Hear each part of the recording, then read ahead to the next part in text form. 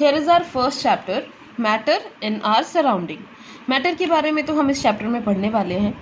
Surrounding क्या है आप सभी को बताएं। हमारे आसपास की जो दुनिया है उसे हम सराउंडिंग में कंसिडर करते हैं। So I will read the chapter by line and explain. As we look at our surrounding, we see a large variety of things with different shape, size and texture. जैसा कि हम जानते हैं हमारे आजू बाजू बहुत सारी चीज़ें हैं जिनका शेप अलग है, जिनका साइज़ अलग है, जिनका टेक्सचर मतलब फील, अगर आप उसके सरफेस को टच करते हैं तो वो फील अलग आता है। That is what a texture. हर चीज़ अलग अलग है। Everything in this universe is made up of material which scientist have named matter. So हर वो चीज़ जो हम यूनिवर्स में देखते हैं हमारे आसपास, उसे साइंटिस्ट ने एक कॉमन नेम दिया है, that is matter.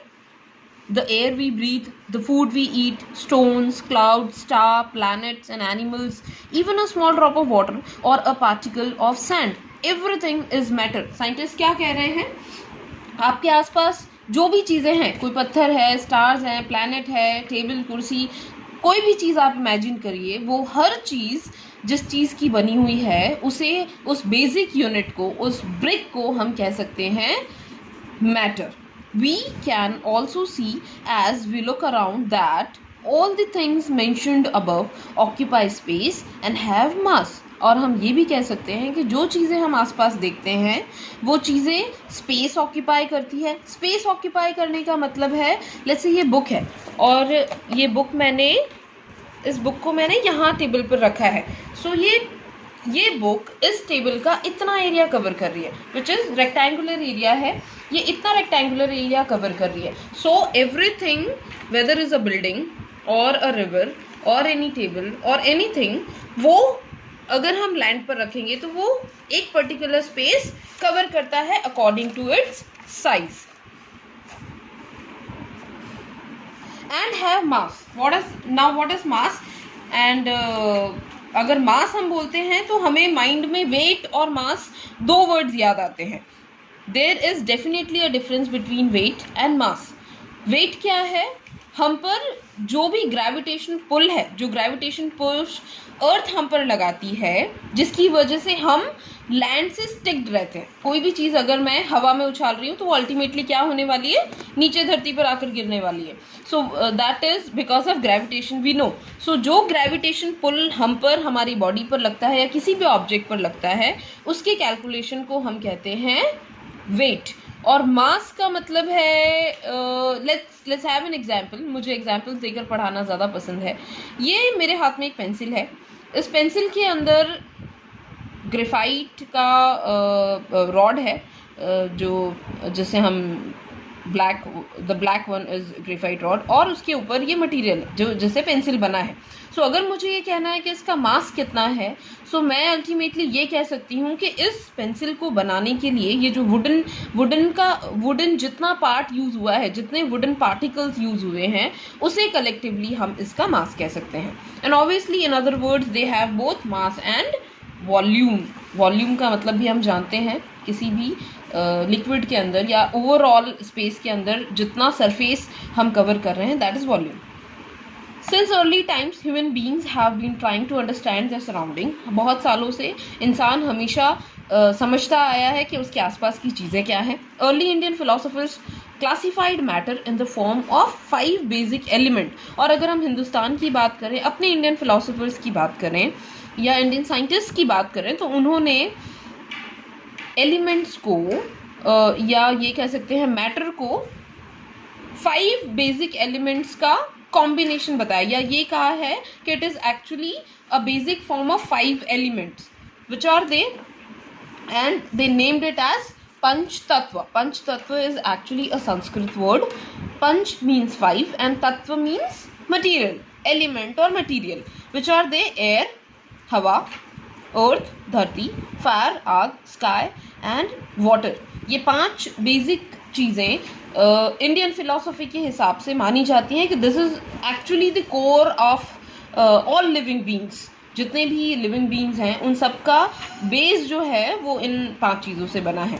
According to them everything living और non living was made up of these 5 basic elements. अगर हम और ज़्यादा डीप में स्टडी करेंगे तो हमें समझ आएगा कि अल्टीमेटली सारी चीज़ें इन 5 चीज़ों से मिलकर ही बनी है, और हम भी मर जाते हैं तो हमारी डेड बॉडी फिर से अर्थ में डिकम्पोज हो जाती है. Where were we? According to them, everything living. Okay. Ancient Greek philosophers had arrived at a similar classification of matter. Modern day scientists have evolved 2 types of classification of matter based on their physical properties and chemical nature.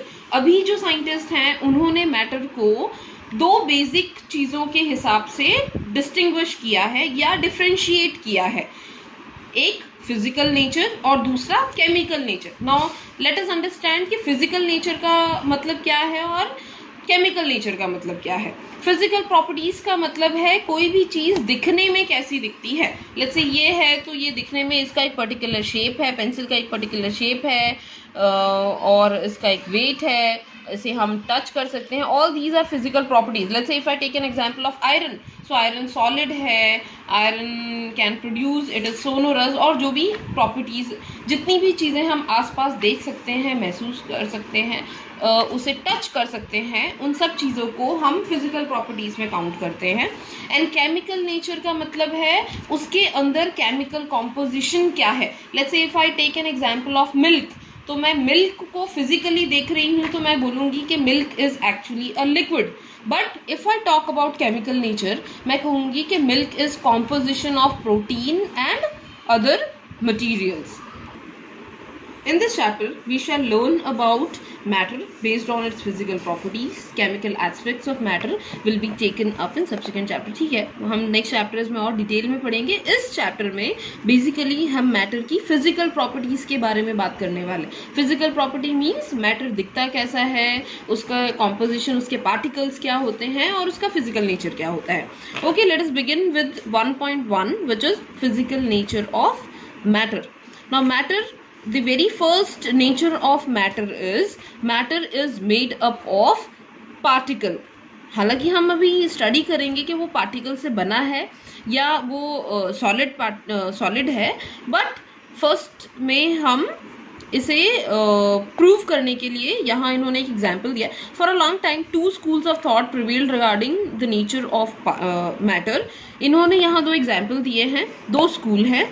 एक school ऐसा मानता है कि matter actually एक wooden block होगा या कोई solid block होगा जो कंटिन्यूअस है, जिसके अंदर कोई छोटे छोटे पार्टिकल्स नहीं है, वो एक सॉलिड ब्लॉक है. जबकि दूसरे, where as the other thought that matter was made up of particle like sand. दूसरी स्कूल वालों का थॉट है कि पार्टिकल या मैटर वो सिर्फ एक सॉलिड ब्लॉक नहीं है, जबकि वो कॉम्पोजिशन होगा छोटे छोटे माइन्यूट पार्टिकल्स का. Let us perform an activity to decide whether really a particle of matter or a matter is continuous or particulate. Continuous is वो एक wooden block है और particulate मतलब it is made up of particles. तो उसके लिए यहाँ पर एक activity दी हुई है. चलिए रीड करते हैं एक्टिविटी में क्या है. Without reading this I will directly explain you what exactly is in the activity. आपको एक ग्लास बीकर लेना है, उसमें 100 ml पानी भर देना है, जैसा कि इस डायग्राम में आप देख सकते हैं. Particle of matter magnified millions of. Fine, आपने क्या किया है, एक बीकर ले, take a 100 ml beaker, fill half the beaker with water and mark the level of water. हमने इसे आधा पानी से भर दिया है और उसे मार्क कर दिया है, उसका लेवल मार्क कर दिया है. Dissolve some salt sugar with the help of a glass rod. और उसके अंदर आपको क्या करना है, 1 चम्मच शुगर डाल देना है. आप शुगर भी ले सकते हैं, सॉल्ट भी ले सकते हैं, सैंड भी ले सकते हैं, कोई भी चीज़ आप इसमें ऐड कर सकते हैं और उसे ग्लास रॉड की मदद से हमें मिक्स कर देना है पानी में. Observe the change in the water level. और आपको चेक करना है क्या वाटर लेवल में कोई चेंज आ रहा है. What do you think has happened. आपको क्या लगता है, अगर मैंने आधा ग्लास पानी में 1 चम्मच नमक घोला है तो क्या पानी का लेवल ऊपर आएगा? ऑब्वियसली नॉट, है ना. जहाँ तक हम एक्सपेरिमेंट खुद प्रैक्टिकली अगर करेंगे तो हमें पता चलेगा कि ऐसा लेवल में कोई चेंजेस वाटर के केस में, अगर हम नमक या शुगर ऐड कर रहे हैं तो उसमें वाटर लेवल कभी राइज नहीं होता है. In order to answer these questions we need to use the idea of matter is made up of particle. Okay, what was there in the spoon, salt, sugar has now spread throughout the water. Fine, ये कहना चाह रहे हैं कि पानी के अंदर space होता है जिसमें हमने जो शुगर ऐड किया या जो सॉल्ट ऐड किया या सैंड ऐड किया, वो उन पार्टिकल वो वाटर के बीच का जो स्पेस है उसमें मिक्स हो गया है, जिसकी वजह से वाटर लेवल राइज नहीं हुआ है और आपका पानी या शुगर उसमें। आई एम श्योर आपने घर पर लेमनेड बनाते वक्त या चाय में शक्कर और शुगर ऐड की होगी और ये ऑब्जर्व किया होगा। अगर नहीं किया है तो आज आपको ये एक्सपेरिमेंट करना है। कांच का एक ग्लास लेना है, उसमें आधा ग्लास पानी भरना है और 1 चम्मच शक्कर या सॉल्ट ऐड करना है और आपको चेक करना है क्या सच में लेवल राइज हो रहा है।